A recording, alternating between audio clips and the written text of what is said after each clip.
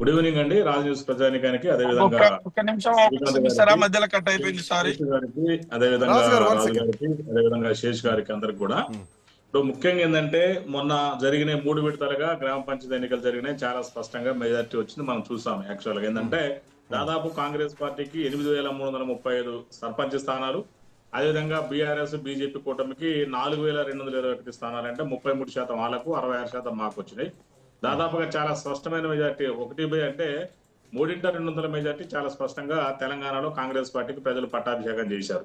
అదే విధంగా శ్రీకాంత్ గారు గతంలో చూసుకుంటే దాదాపు అంటే ఈ పంచాయతీ జరిగిన ఎన్నికల యొక్క మనం అసెంబ్లీ నియోజకవర్గాలను ఆపాదిస్తే 97 నియోజకవర్గాల్లో దాదాపు 94 నియోజకవర్గాలు, 87 నియోజకవర్గాలు కాంగ్రెస్ పార్టీకి మెజార్టీ వచ్చినట్టు అర్థమవుతుంది. ఇక లోకల్కి ఏదైతుందో సిటీలోనే లేవు, 23 నియోజకవర్గాలు సిటీలో జరగలేదు. సో అక్కడ కూడా మనం సికింద్రాబాద్ కంటోన్మెంట్ కావచ్చు, మన జూబ్లీస్ బై ఎలక్షన్ కావచ్చు, మొత్తం మీద అక్కడ కూడా మేమే విజయం సాధించాం.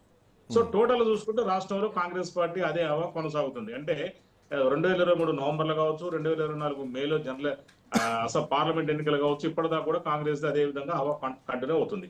ఇక్కడ జరిగింది ఏంటంటే, మన టాపిక్ ఏంటంటే బీసీల కోసం ఏదైతే ఉందో మన కాంగ్రెస్ పార్టీ ఉద్దేశం, దానికి అనుగుణంగానే అఫ్ కోర్స్ ఇవి యాక్చువల్ గా మరి పార్టీ పరంగా జరగకపోయినా కూడా పార్టీ బలపరిచిన అభ్యర్థులు విజయాలు సాధించారు. కాబట్టి దీంట్లో చూసుకుంటూ కూడా దాదాపు 50% అబౌవ్ బీసీలు వచ్చారు. సో మా కాంగ్రెస్ పార్టీ ఏదైతే కలగనదో బీసీల కోసం ఏదైతే మేము ఒక సిద్ధాంతాన్ని తయారు చేసుకుని దాన్ని మేము చాలా దగ్గరగా రీచ్ అయ్యామని చాలా స్పష్టంగా తెలియజేస్తున్నాం. మన జరిగిన ఎన్నికలు చూసుకుంటే 12,702 ఎన్నికల్లో మొత్తం గ్రామ పంచాయతీ ఎన్నికలు జరిగినాయి. దీంట్లో ఏజెన్సీ 2,537 తీసేస్తే మిగతాయి 10,125కి జనరల్ ఎలక్షన్ జరిగినాయి. దీంట్లో మొత్తం మీద బీసీలకు 5,123, అంటే 5 అన్ని చోట్ల బీసీలు గెలిచారు. సో దీన్ని 50% పైన ఉన్నాయి. సో ఇక్కడ ఏదైతే మేము ఇవాళ అనివార్యం చేశాం, ఇవాళ బీఆర్ఎస్ వాళ్ళు కూడా మెడల్ బట్టి వాళ్ళు కూడా బీఆర్ఎస్ వాళ్ళు కూడా బీసీలకు ఇచ్చే కాడికి మేము ఇలా తీసుకొచ్చింది ఏదైతుందో మేము సక్సెస్ అయ్యాం. ఎందుకంటే వాళ్ళు ఈ విధంగా మేము చేయకుండా అయితే రైట్. అంటే మీరు ఎటు తిరిగి ఇప్పుడు గ్రామ పంచాయతీ విషయం మాట్లాడుతున్నారు శ్రీనివాస్ రెడ్డి గారు. గ్రామ పంచాయతీ అయిపోయింది ఆ ఎపిసోడ్. సో దాన్ని ఇక మీరు ఎవరు గెలిచినా మా బిడ్డ అని ఎత్తుకోవడం అది సందర్భం ఇప్పుడు అవసరం కూడా లేదు, అయిపోయింది. మేము మద్దతు ఇచ్చిన వాళ్ళ, లేదంటే ఇండిపెండెంట్ గెలిచిన వాళ్ళ, మా పార్టీ అని బీఆర్ఎస్ చెప్పుకుంటుంది, మా పార్టీ అని మీరు చెప్పుకుంటారు. That episode has done. But నేనేమంటున్నానంటే, నిజంగా ఇంద్రసాని కేసు తీసుకుంటే గనక 50% పరిమితిని స్థానిక సంస్థలకు ఖచ్చితంగా వర్తింపచేయలేము. ఒకవేళ వర్తింపజేయాలంటే దానికి ఒక శాస్త్రీయపరమైనటువంటి డేటా ఉండాలి. That is called empirical data. ఆ డేటా తెలంగాణ రాష్ట్ర ప్రభుత్వం సక్రమంగా చేయలేదు. అది బలహీనంగా ఉంది కాబట్టి కోర్టుల్లో కేసులు వీగిపోతున్నాయి, అవి ఫెయిల్ అవుతున్నాయి, లీగల్గా చిక్కులు ఎదుర్కొంటున్నారు. సో ఇప్పుడు డేటా ప్రకారం మేము ఏదైతే లీగల్ గా ఉందో ఆ లీగల్ గా అన్ని కార్యక్రమాలు కంప్లీట్ గా చేశాము.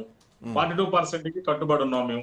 దాన్ని మీరు చూసారు. ఇవాళ బీజేపీ అను ఎలా నాటకాలు ఆడిందో, పార్లమెంట్ దాని చట్టాలు రాకుండా ఎలా అడ్డుకుందో చాలా స్పష్టంగా ప్రజలే గమనించారు.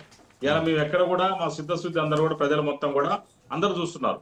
ఇవాళ మేము అసెంబ్లీలో చట్టాలు చేసినాం, బిల్లులు చేసినాం, ఆర్డినెన్స్ చేసినాం.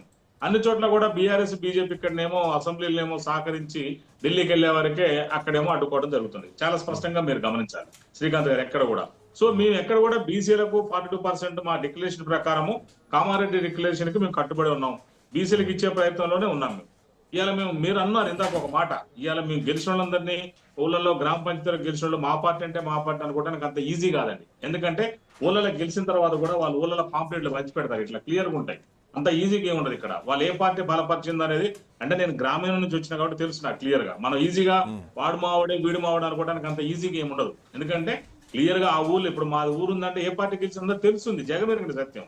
అక్కడ విలేకరులు ఉంటారు, అందరు ఉంటారు.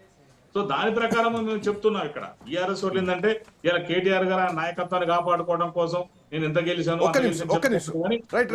అంటే పొలిటికలైజ్డ్ అట్లా ఉంది. I can understand. Seshu sir